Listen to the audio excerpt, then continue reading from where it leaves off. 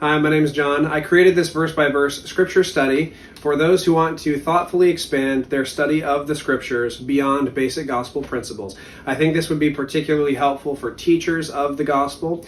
I'm certainly approaching this from the perspective of having held many teaching callings within the Church of Jesus Christ of Latter-day Saints.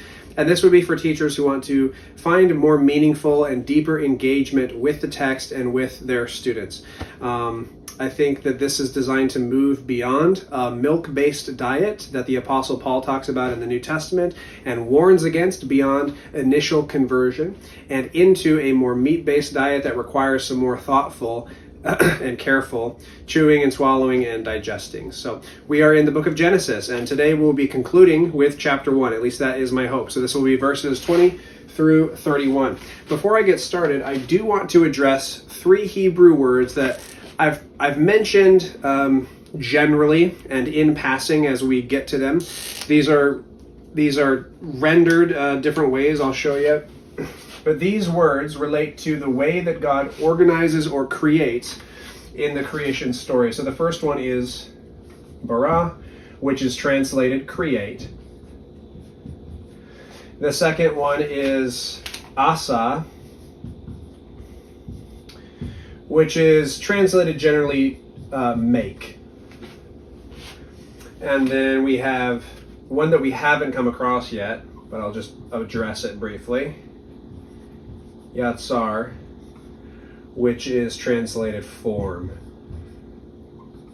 in the King James Version. So just to keep it front of mind that nowhere in Hebrew scripture, nowhere in the text, does it ever indicate God is creating something out of nothing. He's typically organizing matter that already exists. Very few things, and I pointed out 3 in the last video, do we see that God speaks and then it is.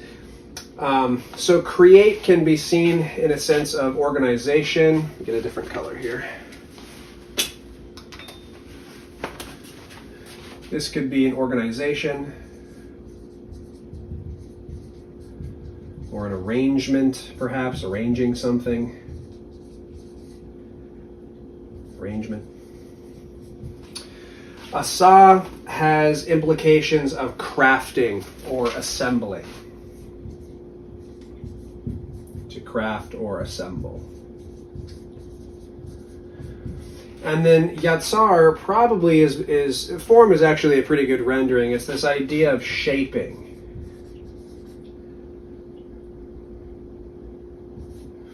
And this is tactile, hands-on. This is used to describe in Genesis chapter 2 God creating, forming man from the dust of the ground. It is used by later prophets to describe a potter's clay and the work of the potter's hands. So it's this idea of really hands-on, intricate work. This is more putting pieces together. And this is more just a general organization, shifting things around and moving things out of the way. So if that is a helpful way to understand the way that these words are used, they have helped me. This has helped me kind of reframe and understand the context and the intonation of the words of Genesis chapter 1. We probably won't talk about that any more than beyond this. So I just wanted to address it real quick. All right, chapter 1, verse 20. And God said, let the waters bring forth abundantly with the moving creature that hath life, and fowl that may fly above the earth in the open firmament of heaven. So God here is creating water creatures, and this is explored a little bit later in the next verse, and also identifies, very interesting, if you pay attention here, birds, fowl, as part of that creation.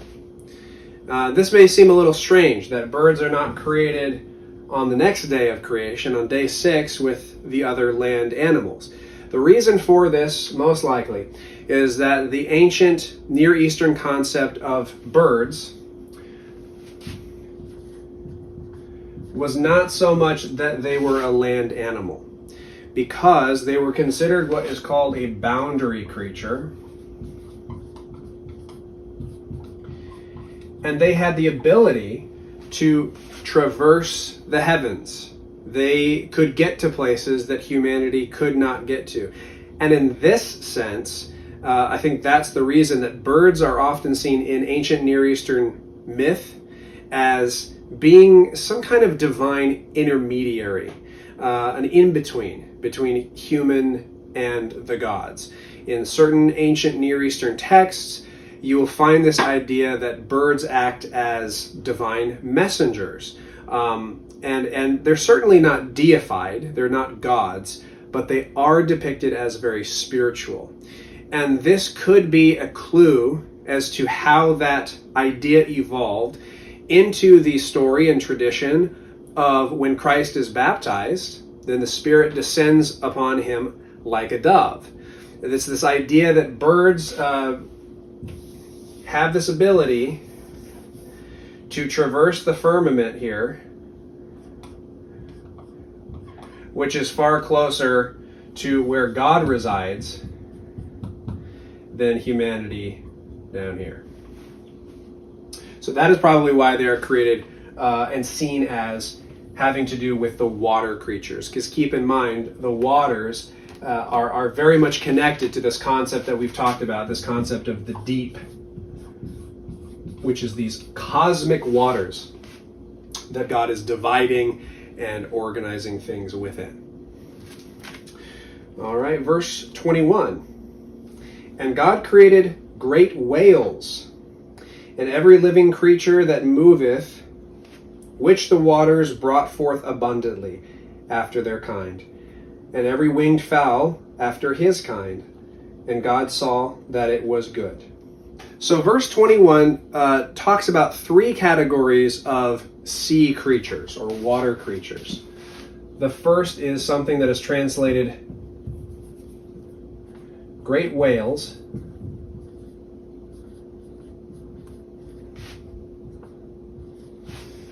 which we'll talk about. The second is simply just every other thing in the sea, every living thing that moveth in the waters. So that's just sea creatures, fish, sea animals, sea life. And then the third is, what we've talked about here, is fowl that may fly above the earth in the open firmament of heaven, every winged fowl after his kind. And God saw that it was good, which is this word that we've already talked about.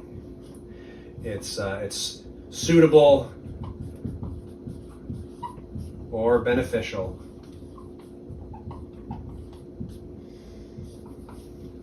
And this is all preparing this space. It's preparing Earth for humanity. And I think it's not a stretch to say that the reason that animals are seen as suitable and beneficial, at least in terms of an ancient Hebrew concept, is that these were the things that allowed them to perform sacrifices of atonement and allowed for proper temple worship. But that comes into play much later. Let's talk about this term, great whales. This is only rendered great whales in the King James Version. It should probably be translated great sea creatures.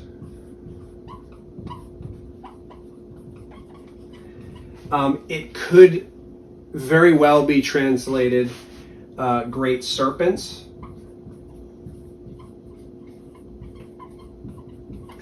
And less popular, but I think if you have a good understanding of Hebrew cosmology, still a good translation of this would be great dragons. These were creatures, I erased it. I should have kept it up because it was relevant. These are creatures that were said to live within the deep. It was these cosmic entities that lived in these great cosmic waters, and they were seen as giant sea monsters with multiple heads and snake-like bodies. And the actual word for this, the word that is translated great whales, is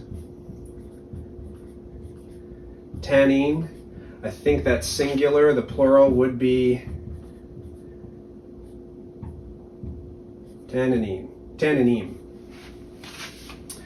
So in ancient Near Eastern cosmology and Mesopotamian cosmology, for example, creation starts where Tiamat is defeated and split open, and she's this great cosmic chaos god, the great dragon of the sea. And so this is pulling directly from existing pagan mythology that exists in the world around the ancient Hebrews. The difference here, of course, is that there is no battle involved, and that's part of the purpose of Genesis. It's showing that God is not contested. There's no battle, there's no war, there's no violence. And in fact, the interesting thing about this, what would have been significant about saying that God created the Tananim, is that it's showing they're not a rival, that they're barely even a god, that these were objects of Jehovah's creation or Elohim's creation, and that they serve his purposes. So they're completely under his control, completely under his governance and sovereignty. They're not to be seen as gods. They're no contest for him. That is the purpose of this imagery here. So this word tannin or tananim appears throughout Scripture sparingly. You'll find it more in poetic or in other heavily mythological books of Scripture in the Old Testament, particularly the Psalms and in the book of Job. But one mention of this word tannin is often overlooked almost every time, and I think it's a shame because it provides a really good context, a broader context to the purpose, the rhetorical purpose of that story. And I'm not going to wait until we get there to talk about it. I want to talk about it now while this is fresh in mind and top of mind. And it is in Exodus chapter 7. This is the chapter in which the Lord commands Moses and Aaron to go before Pharaoh and essentially begin to present their case and show displays of power before him so that he is hopefully more inclined to listen to the plea to let the Israelites go free from slavery. And the chapter starts out with God saying to Moses, I don't want to get the wording wrong, but it is very powerful. The Lord said unto Moses, "See, I have made thee a god to Pharaoh, and Aaron thy brother shall be thy prophet." So really strong words. It's this imagery of divine authority. Now what happens in this chapter is essentially Aaron is commanded, Moses has to command Aaron, to throw down his staff. And in this text, in the King James text, and in most translations of the Bible, when Aaron throws down his staff, it becomes a serpent. But it is not the word for snake. It is this word, tannin. If it was serpent, it would have been the word, I think it's nakash. So this is not a little snake. When Aaron throws down that rod, it becomes a cosmic god, a cosmic entity, this huge, towering, terrifying, potentially earth-destroying being before Pharaoh. And then the Pharaoh's wise men and sorcerers, they come through, they throw down their rods, also become tananim, plural. There's at least two of them. We don't know how many, at least two, maybe a dozen. And now you have these cosmic beings fighting each other in the presence of Pharaoh and his wise men and his courts, and in front of Aaron and Moses. And eventually it says that Aaron's staff, Aaron's tannin, swallowed the others completely whole, and then presumably went back to its original form. A much more powerful representation of the power of God, if you understand Hebrew cosmology and understand that these just weren't snakes. That would have been impressive enough, but these were terrifying, huge, threatening beings. So I also think that this understanding helps lend a little bit of credibility to the notion that the book of Exodus, and I think perhaps most of the Torah should be seen as mythological accounts to some degree. That really the historical figures that we're looking at here were probably not quite as large as life as the accounts that we have. And we'll probably talk about that a little bit closer as we get to Moses. But this is a really great example and something that's overlooked. That story invokes the literal imagery of Hebrew cosmology. And if you understand it, you know how terrifying that would have been to be there in that hypothetical scenario and seeing staffs turn into these huge monsters that could devour you without a second thought. So, all right, verse 21. Oh, we've already read verse 21. I wanted to talk about that word moveth. Every living creature that moveth.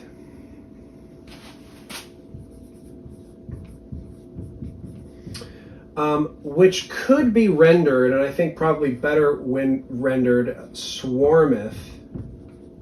Sometimes teeming could be a good word for it. But the ancients had this idea of the swarming things. And these were certainly associated with the deep and the cosmic waters. These were not just fish. These were not just sea creatures. And these were not just cosmic mythological creatures. And they were not just birds. These could include reptiles. These could include, I suppose in some instances, snakes, although it just depends on what tradition you're looking at. Frogs, maybe vermin to some degree, and possibly insects. These were seen as having a connection to cosmic powers, and there's a reason that these appear in some of the plagues of Egypt, is just because they were seen as true divine punishment. These things came from the cosmic waters. What's interesting is that tannin is actually still a Hebrew word, but it has changed meaning. And the literal meaning for it now is crocodile. I don't know why I wrote that, because I'm going to erase it in just about 2 seconds. But it is interesting how words evolve, and that it still means something reptilian that lurks beneath. So, all right. Verse 22. And God blessed them, saying, be fruitful and multiply, and fill the waters and the seas, and let fowl multiply in the earth. This is the first blessing upon creation. And we'll talk about this because it has a couple of implications here. But what is a blessing? We hear the word a lot. Certainly Judeo-Christian theology and formats of worship and all that. We understand sort of in generally what a blessing is. I think particularly for Latter-day Saints, we understand this in context of priesthood power. But what is a blessing? I think it can mean a couple of things. First and foremost, I would just say it's to endow or to bestow upon someone with abundance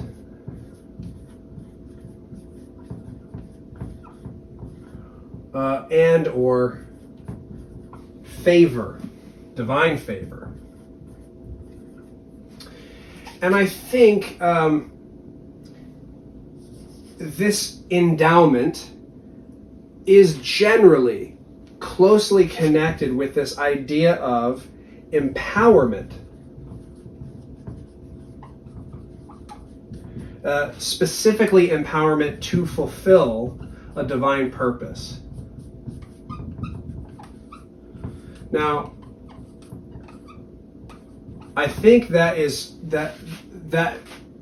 definition certainly tracks with our modern understanding of this word, particularly as it pertains to the greatest blessing in the form of the ordinance of the endowment,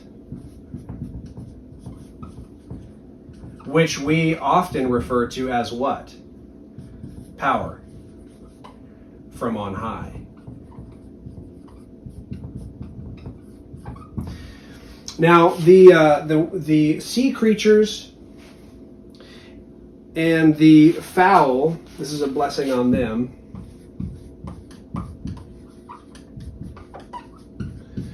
They receive a blessing.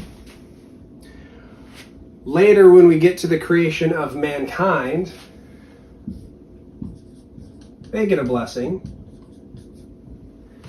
It's interesting to note that there are other living things that do not get this particular blessing.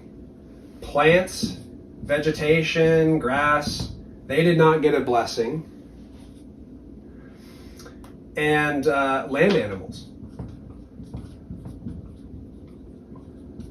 don't get a blessing. Now they're still called good. We still get that, this word that means suitable or beneficial,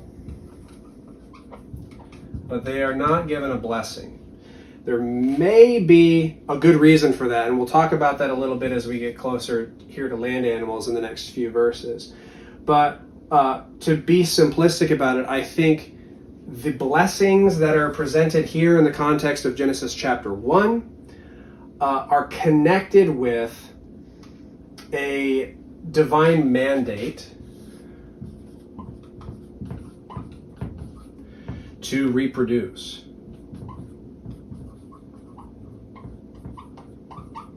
You see with the fowl that in this verse it actually says to multiply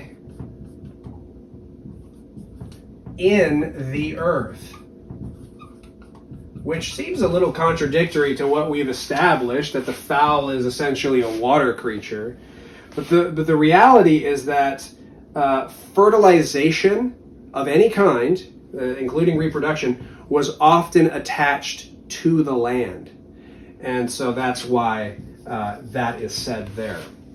Contrast that with land animals, which are essentially said to come after their own kind. You can poke a few holes in this from the text, but I'm just speaking generally. This follows more of a mindset of vegetation, which is really interesting.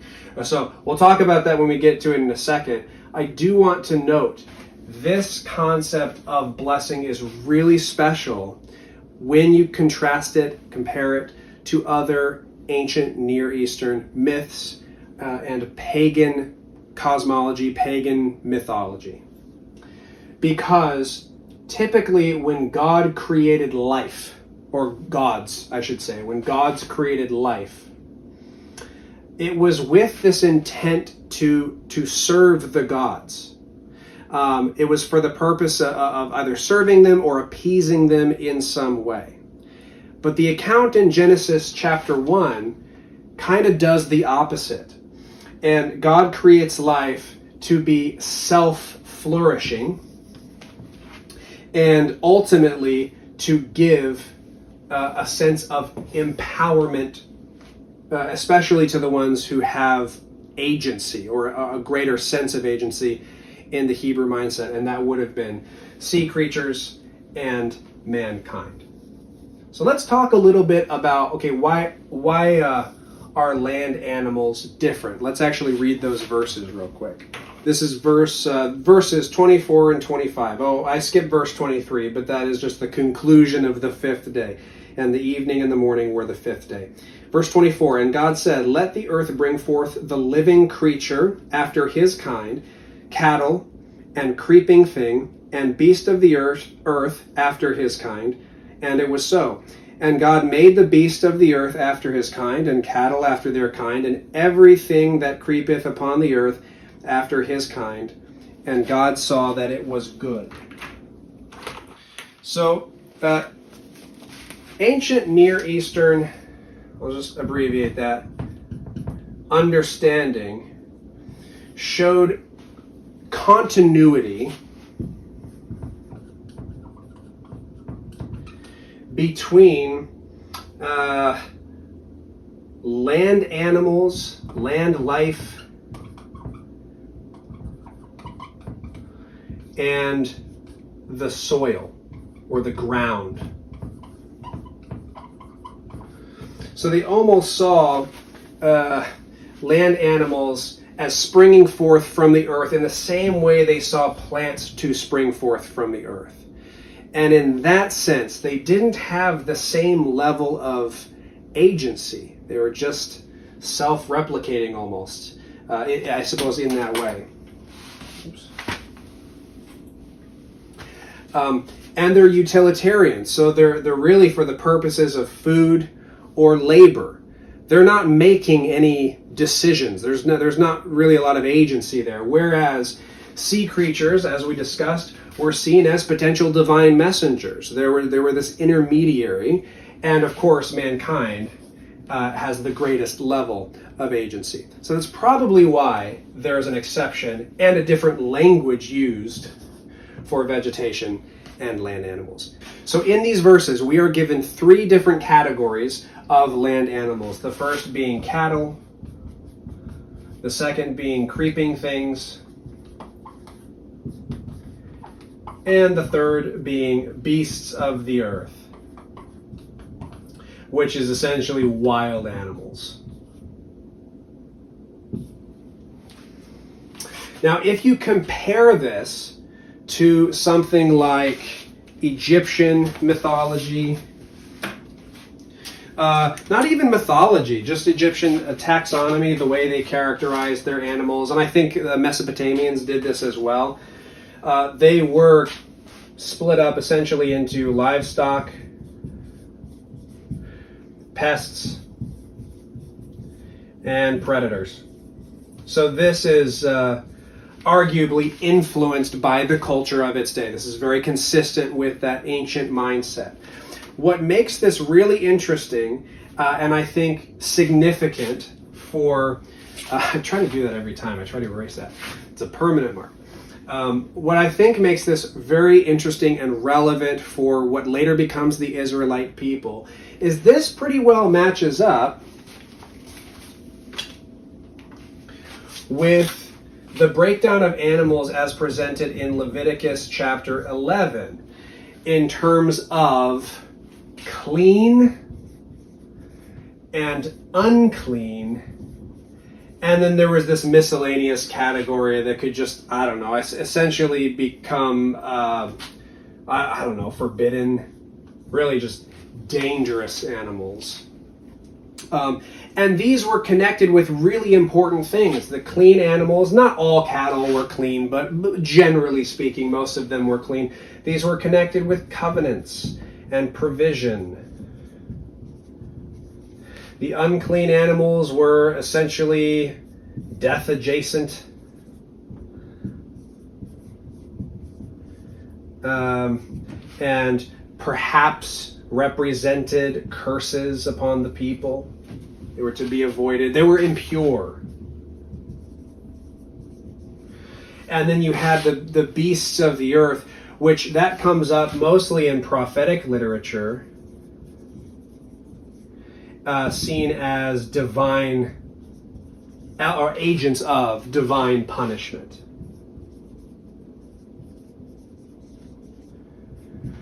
So, if you are an ancient Israelite and you're reading through Genesis chapter 1, this actually tracks pretty well with God specifically preparing the earth for what you're doing, your culture, your day-to-day life, your ritualistic worship, everything under the sun that they would have known.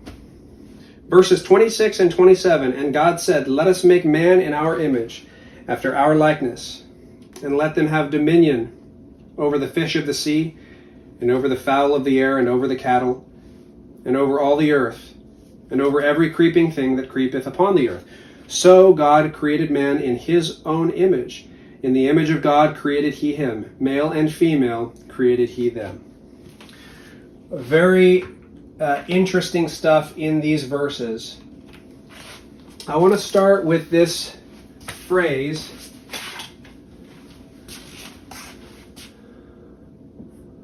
or really words, but let us make in our image and likeness. I don't really need to go too much into this because we actually discussed this at length in the very first video. I think this is probably remnants of the ancient concept of the divine council, with the sense of God being plural. This is often reinterpreted as like Trinitarian among Western Christianity, or I just say mainstream Christianity. We would call this, LDS would say, I mean, it's essentially the same thing, but with small theological differences, the Godhead. We could also attach our understanding, I say our LDS understanding of the divine council premortal. And I don't think any of these are bad ways to look at it, but it's really just not the way that it was written. It was not the way that an ancient Hebrew would have understood it. So this has reference to existing mythology that existed in that ancient world. I'd encourage you to go look at video number 1 and look at the breakdown of how the pantheon was organized and how it evolved, even evolved into Yahwehism as a belief system. Now let's look at this word. It says, let us make man. Let us make man in our image. This is not as simple as you may think it is, because the word for man in Hebrew is Adam. And that may not be particularly confusing until you realize that you read that Hebrew text and realize Adam is never used as a proper name throughout any of the creation story until you get to after it's post-fall, Genesis 3:20, and that is the first instance where you see Adam used as a proper name, and is when he names Eve. But that's the only time, or that's the first time that you see it. In its original form, in the form that it has been preserved in, and in the form that we read it, Adam just means man. And it's confusing in the King James because sometimes it's translated man, and sometimes it's translated Adam. But when you see Adam before Genesis 3, before Genesis 3:20, there's always in the Hebrew a definite article.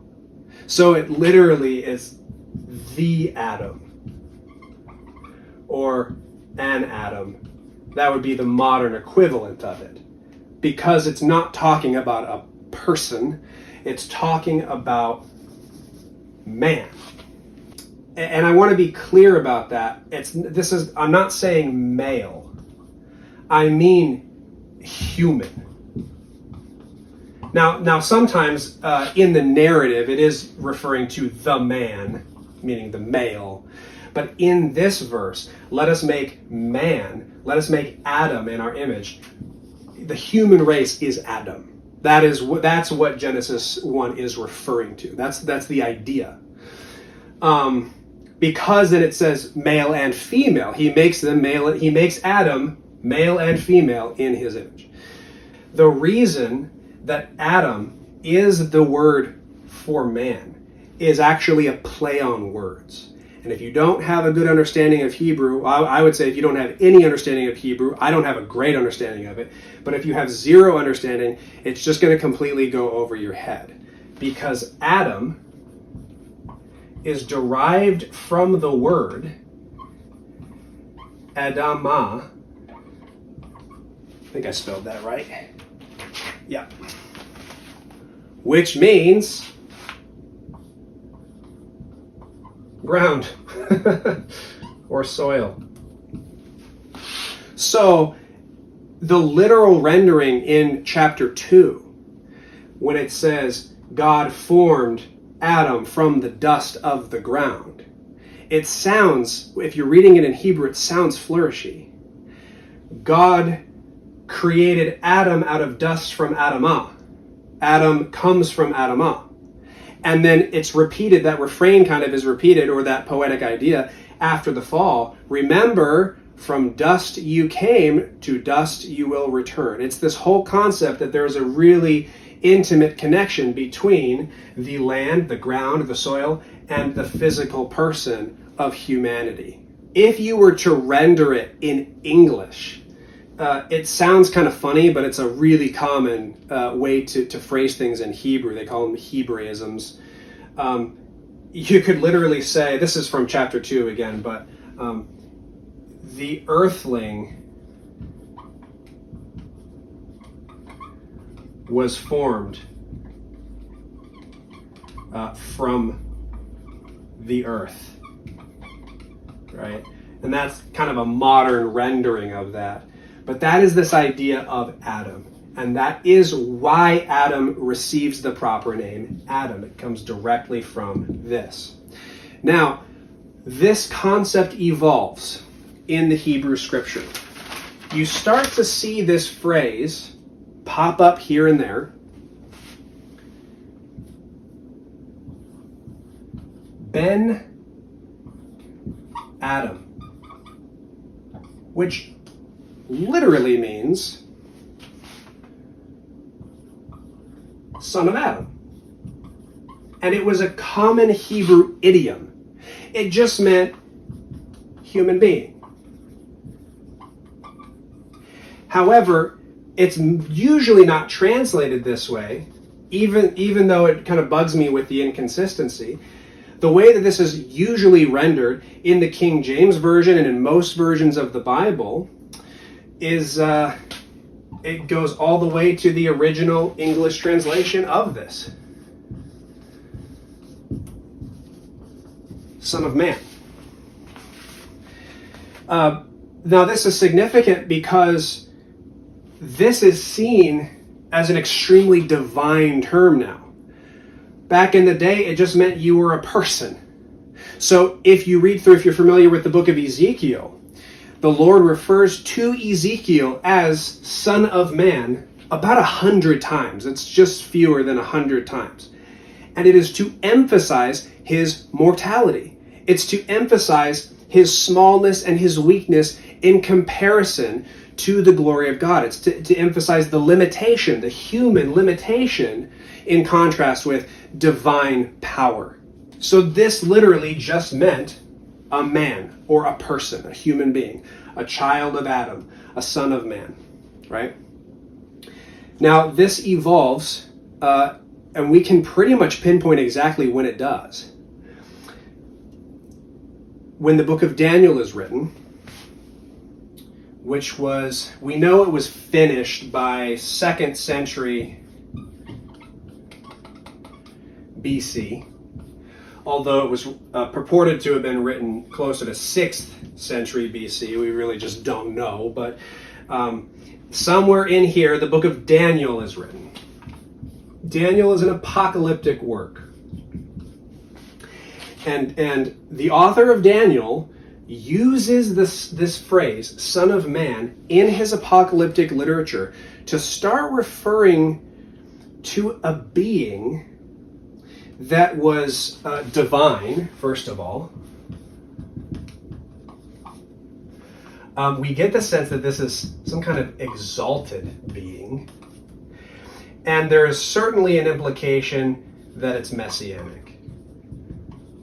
And this is really the first instance of son of man being used as anything other than an idiom for a human being. This being a very influential text, exile and post-exile, and into the Second Temple period, it starts to influence other texts. 2 in particular. The first book of Enoch and the second book of Esdras, which is also 4th Ezra. They use this term, but they start to expand it. And in their works, the Son of Man is explicitly described as pre-existent. And also a savior specifically for the end of days, the end of time. He's an eschatological end of days Messiah. Then, fast forward a couple hundred years, and there's this apparently well-learned Jewish man who is certainly familiar with Daniel, certainly familiar with 1st Enoch, certainly familiar with 2nd Esdras, and starts referring to himself as the Son of Man. And that, of course, is Jesus of Nazareth. And we know a lot of his teachings, especially about end times, reflect and allude to concepts in these two books, sometimes explicitly. And he never says, I'm quoting from the Apocrypha, but these were common and well-known traditions. And this was Jesus's preferred term for himself. He didn't seemingly like to call himself the Messiah. He seemingly didn't like to call himself the Son of God, but he was very comfortable referring to himself as the Son of Man. And I think that's really, really interesting when we weigh the character and nature of Jesus Christ as it pertains to his nature as fully man and also fully this stuff. And Jesus seemed to think that that term in that culture and time fit his description pretty well. And so he referred to himself that way. Obviously, that's a rabbit hole. It kind of goes down into some other stuff, but that shows you how this word has evolved. So when you see this word in Genesis 1, 2, and early chapter 3, just know it has much greater implications than just a dude named Adam, who we all call the first man. Let's look at this phrase, in our image. In our image. Remember, I know I'm like driving it home. I know I'm probably beating a dead horse and saying this ad nauseum, but it is important to remember the book of Genesis is a temple text, or was a temple text. Actually still is to some degree.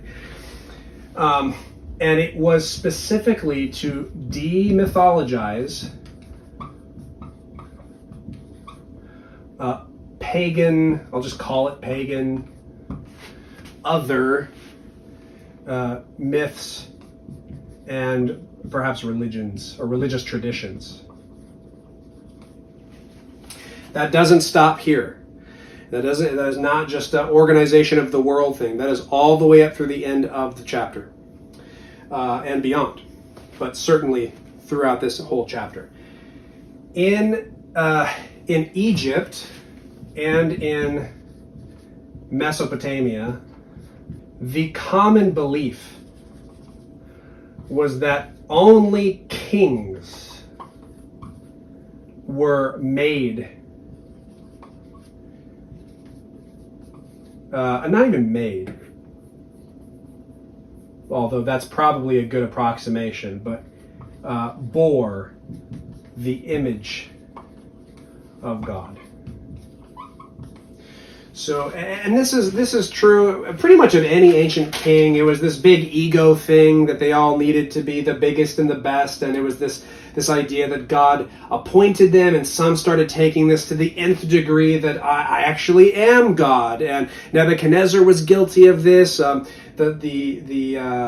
theology that we get about Lucifer is actually the one in Isaiah is a prophecy and a condemnation against the king of Babylon, Nebuchadnezzar, who said, I will ascend to the heavens. I will rise. I will make myself like the Most High God. So it was this idea that rulers and kings, at least they believed it, and they certainly forced this on their people, that they were the spitting image of God. And only kings could be that. Genesis chapter 1 says no. Adam, meaning humanity, all humanity, is in God's image. It essentially takes that special thing away from important people, and it gives it back to the common person. It democratizes it. It says this is for everybody. This phrase, Salem Elohim, the image of God, was seen as a title. It's not just a concept, it's a title of authority, divine authority. And it gave authority to do certain things, and the text of Genesis says it pretty explicitly what that authority is. But historically and culturally, back then, it was authority for rulership, for ruling, and in many cases for priesthood. And so again, the book of Genesis, in saying, God says, Elohim says, let us make man in our image. It is taking that away from just the kings and the rulers, and it is saying that the common person has the divine authority for rulership and for priesthood. That's a very serious implication, and one that could have been very offensive to other cultures in the day, and I think one that should ring true for modern Latter-day Saints and should be uplifting. It should feel like it resonates with our understanding of priesthood and our understanding of God and authority. What's really fascinating about ancient theology, mythology, is that in some of these accounts, the creation accounts, they ended with the construction of a temple.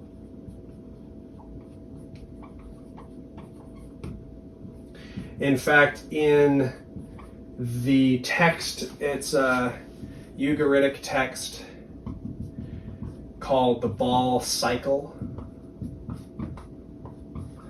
There's specifically and explicitly a 6-day creation of a temple, and then on the 7th day, Baal comes to dwell in the temple. So you can see how Genesis chapter 1 is based off of some of that mythology.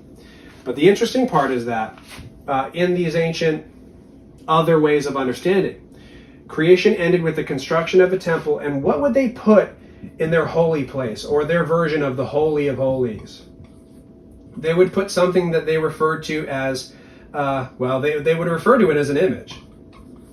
But it was an idol. It was some kind of structure. And essentially, that they believed that structure bore the image of God and could allow God's presence in that place. And then, after that, there would be an appointing of a king. Genesis 1 follows that sort of, but in a different way. Once the creation account is coming to a close, the pinnacle of that creation is the creation of man. This is really interesting when you consider linking this idea with the teaching in the New Testament, and one that I think is talked more about in purity culture, which I don't love for many reasons. It's this idea that our bodies are temples.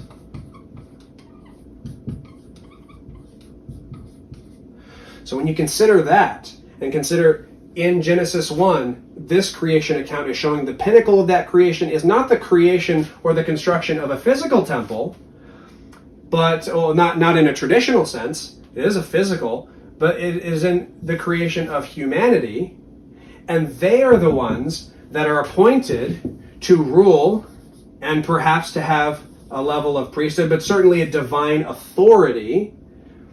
And I think that implies that it is inviting God's presence to some degree. So it's the same kind of structure. It's certainly borrowing from other myths, but it is being very clear that this is not an elitism thing. And this is also something that the Lord is turning over to us. This is not something that is self-serving for God. That he's actually creating us to hand us authority and dominion. And this has great implications in the LDS doctrines such as exaltation. It's this idea that we were created to become like our Heavenly Father and in every possible way. Let's talk about this other word that's mentioned. So we have, let's do this. We have this word image, and there's also this word likeness.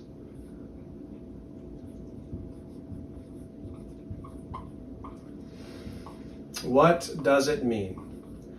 In the way that the ancient peoples would have understood it, the people who wrote this book and the people for whom this book was written. Image referred to a physical similarity, and likeness referred to more abstract similarity. This really implies that God has a body, that we are made in his physical image. And then likeness implies things like intellect, agency, the ability to progress.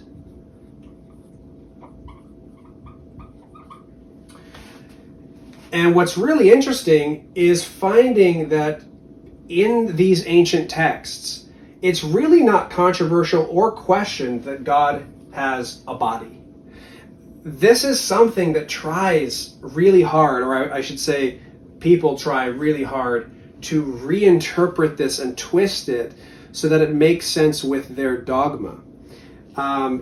The churches I grew up in more evangelical communities. This idea of God having a body was pretty close to heresy.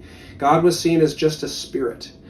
And so when you came across verses like this, that we are made in his image and his likeness, then we had to think of it in terms of, he created us with his character. He created us with maybe some of this stuff, with his intelligence.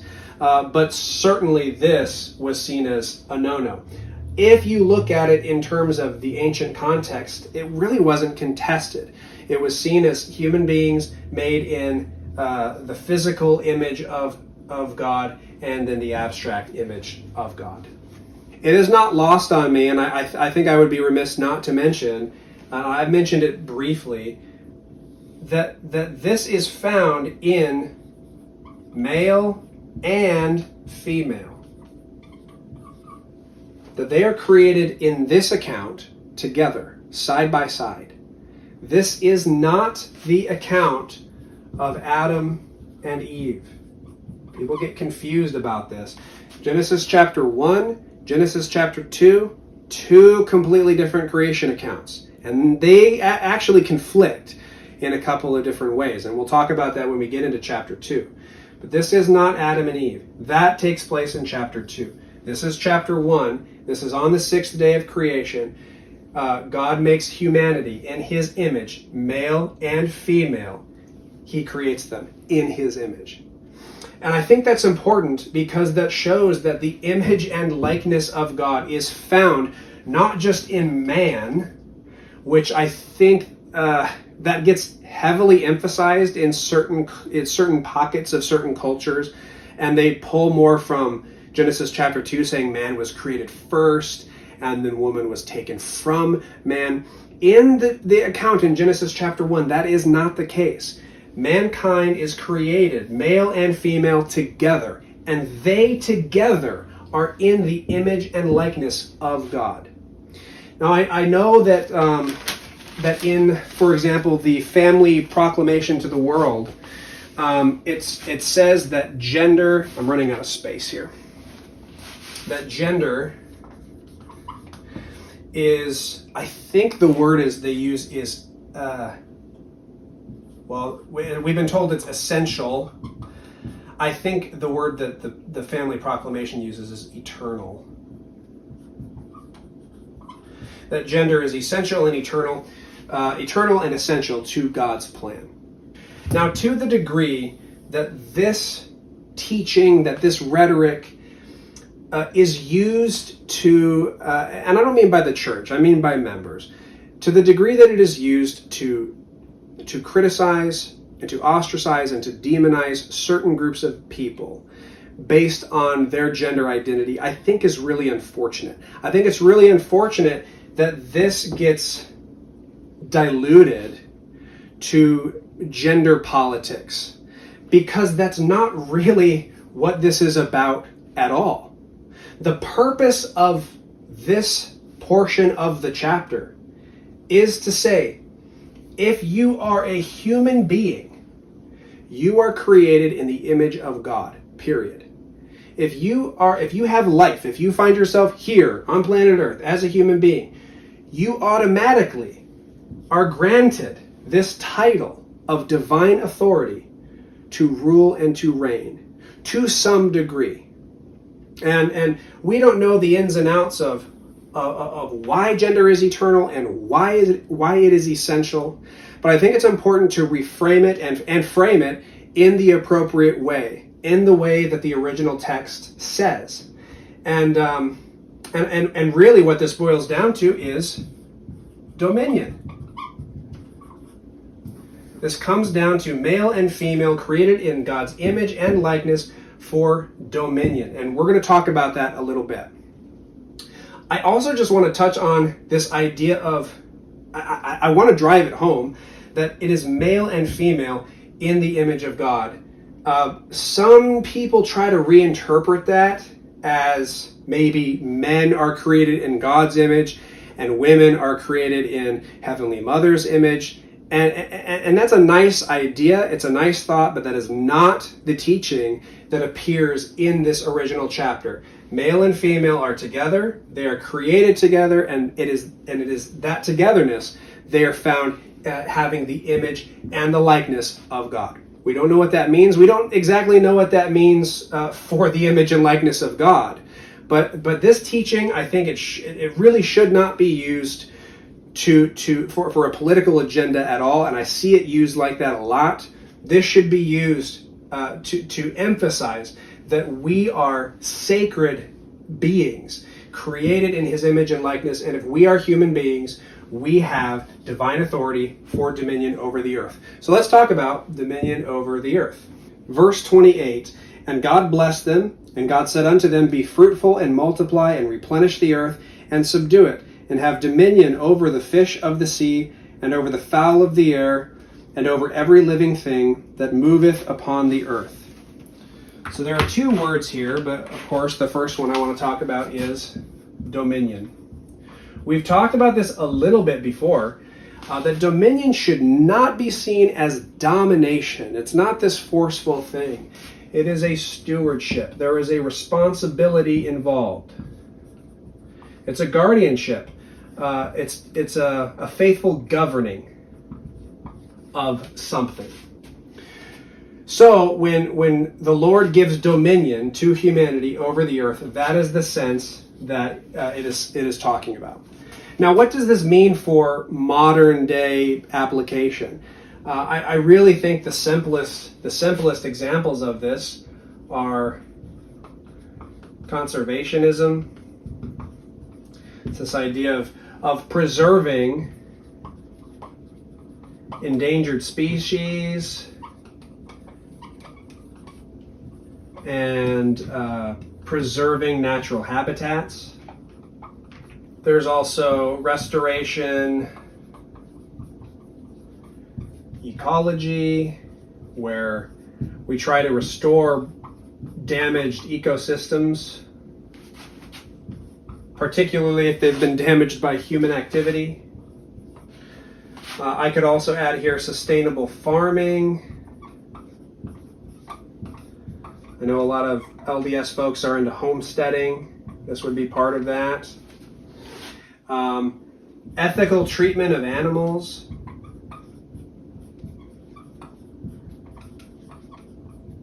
regardless of if they're being raised as food. These are just some of the big ways that I think it's very evident that humankind has dominion, a stewardship, a governing over the earth and its living creatures. These are very practical, tangible, real-world ways that could be seen. It is really unfortunate that also some of this gets trapped into conversations about politics and political debates. It really, I think if a person is a Christian and understands this concept, it's really not a controversial topic. There's really no room for debate. And I hope to live in a time someday where this is accepted very generally, very widely, that this is common sense, that we should take care of the earth and we should take care of the living things in the earth. I almost compare this to how children were treated in ancient times and honestly up until very recently, maybe even the last 100 to 200 years, where children were seen as property. We can do what we want to them because they belong to us and they don't have any rights. And today that seems almost barbaric. We have not just rights for children, but there's recourse for children. If children are being hurt or abused or neglected or simply mistreated, there is legal recourse for those things. And we think it is common sense for people to treat their children with humanity and with decency. I hope that I can live to see a world where this evolves to that point as well, that this is no longer a debate about politics, but this is just common sense. We should treat the earth and its living things the way that God gave it to us to govern it with responsibility, to have stewardship over it. Let's talk about this word subdue, which is the Hebrew word kabas. Some argue that this means to cultivate or to bring to order. And I don't think those are bad translations in certain contexts, but I also want to be honest and transparent about the way this word is used. It does imply force. And in fact, in most of the ways that this word is used in the Old Testament, it is in reference to military conquest. And did I write another instance? Just general coercion.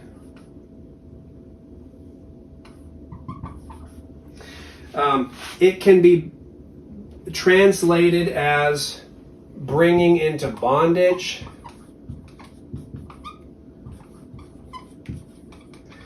It can be translated as to tread down. It can also be translated as simply force or force to do something. So how looking at this and looking at this, how do we reconcile these two meanings? They're used in the same sentence. Subdue it and have dominion over it. It's important to keep in mind that this whole creation story, as we have it from start to finish in this chapter, God is taking chaotic things and moving them around and bringing them to order. But when he hands it to humanity, it's still wild. And I think the correlation to other ancient Near Eastern texts is this idea that kings would be seen as bringing chaos to order. But sometimes they would have to do this by force. Now, they would do good, beneficial, life-bringing things as well. They'd build gardens, they build canals, they build cities, they're expanding civilization. But sometimes that involved going out and fighting the wilderness or the elements or sometimes enemies to accomplish that goal. And that actually becomes a pretty meaningful theme in Israelite history as they're going on conquest to achieve their promised land. In this context, I think it can simply be seen as this cosmos was chaotic. God brought it to order, and now he turns that over to humanity, and they are entrusted to take this wild, untamed earth and do the exact same thing God did, bring it to order, and do it, I think, with a sense of governing and a sense of stewardship. Remember, this is given in tandem with the command to multiply, be fruitful, multiply, replenish the earth. Those are creative, life-giving commands. I like that thought. Can you share that? I was erasing the board when you said that, but I like that thought in relation to subdue and have dominion. I find that very interesting, tying subdue to having dominion and stewardship over something. It makes me think of like a wild horse. You have to break a horse, which is getting it to trust you, and you're able to, trust the horse so that it can do your job and you can have an understanding. And in order to have that stewardship, you have to be forceful. You have to break it, and get it to do what you want it to do, to trust, to understand. But even though that is a forceful act, the horse doesn't want to obey you. Right. You're still being humane, although forceful, in order to make this relationship where you're able to care for this animal and get use out of it as a steward. Yeah, and it's something that you had said that it shouldn't imply cruelty. You're not being mean to it. Mm-hmm. Yeah, I think that's really important. Okay, last three verses. I'll just read them all together. And God said, "Behold, I have given you every herb-bearing seed which is upon the face of all the earth, and every tree in the which is the fruit of a tree yielding seed. To you it shall be for meat. And to every beast of the earth, and to every fowl of the air, and to everything that creepeth upon the earth, wherein there is life, I have given every green herb for meat." And it was so. And God saw everything that he had made, and behold, it was very good. And the evening and the morning were the sixth day. So this is in verses 29 to 30. This is humanity's first diet. It's essentially regenerative and non-violent means for food. When you see this word, "it shall be meat for you," this really is just food. Even predators, the predator land animals, the wild animals, are depicted as being vegetarian in these verses. So I think this is mythology.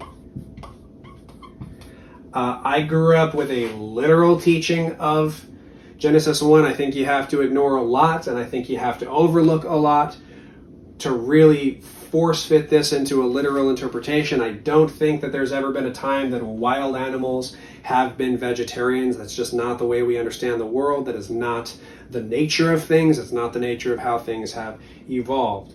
But I think the purpose of this myth is to create an understanding that what God creates leads to ultimate peace and unity and safety.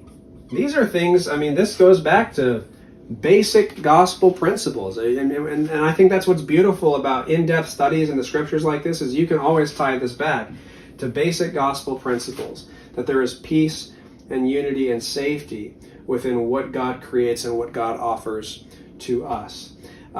This is certainly what is referred to as, I think it's referred to as an Edenic state. I think that's how they refer to it. But it's this idea of perfection, and our idea of the presence of God, or perhaps the afterlife, or maybe even the millennial reign, should be seen as something like this. To what degree it is literal and actualized, your guess is as good as mine. I'm just a guy living in the 21st century. But that is the way we should see it in terms of how we understand God and his character and his nature. And we sing about these things. We sing about these in hymns in our church.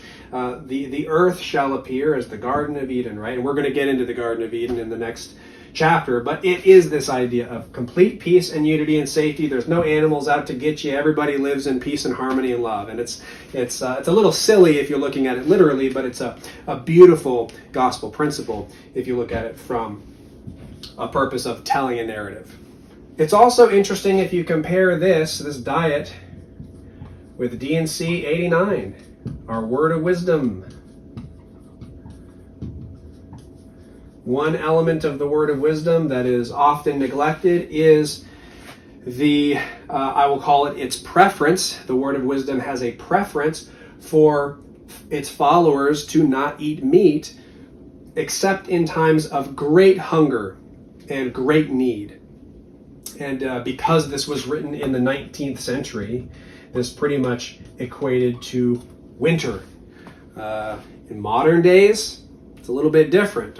Nobody's dying to winter unless it's due to homelessness or due to a natural disaster or getting stuck in the snow. Generally speaking, we all make it through the winter. And so the word of wisdom would prefer that we follow this.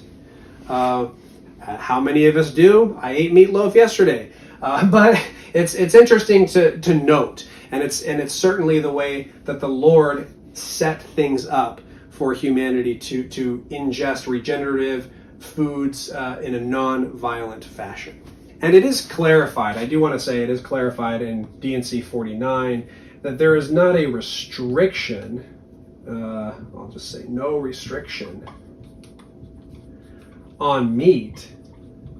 There were religious groups, I think the Quakers were one, that were imposing restrictions on meat eating and saying this is a divine spiritual mandate that we are not allowed to eat meat. That is not the point of the word of wisdom. It is simply to be conscious and cognizant about the fact that life is sacred. And I really think that's what it boils down to. Animals have spirits within them. They have life. This is referred to in the Old Testament pretty regularly. The Doctrine and Covenants refers to this a couple of times.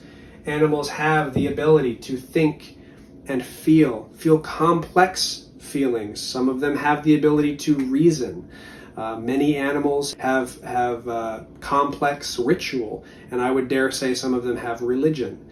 And so that deserves a level of respect. Animals can perceive us just like we can perceive them. And I think that is worth visiting this and asking the Lord in serious prayer and contemplation about what this really means pertaining to the meat element and as it relates back to the first diet of humanity as was prescribed by God, at least according to Genesis chapter 1.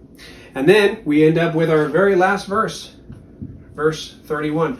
And really the only thing I want to point out here is that it says, very good. On all these other days of creation, we see good, but this is where we see very good. After humanity has been created and all is in order, God has finished and he's ready for his seventh day of Sabbath rest. That is the entirety of Genesis chapter 1. And we've now covered in 4 videos verses 1 to 31. If I had to summarize it in one little go, I'd say that to keep in mind that this is a rhetorical attack. And I don't use that word lightly because this literature certainly would have been offensive to certain cultures in that day. It was an attack on pagan ideology and mythology, reframing commonly understood things to favor the Hebrew God as being divine and above all, and also framing humanity as being divinely appointed, as having authority and stewardship and a rulership over the earth. It was very different than anything being put out in that day, and it certainly jump-started the 5 books of the Old Testament called the Torah, and it is the foundation for how the Hebrew people and how the Israelites constructed their day-to-day lives and started to construct their religion and their ritual. So it's very interesting stuff. I'm excited to get into chapter 2. I will leave these things with you in the name of Jesus Christ. Amen.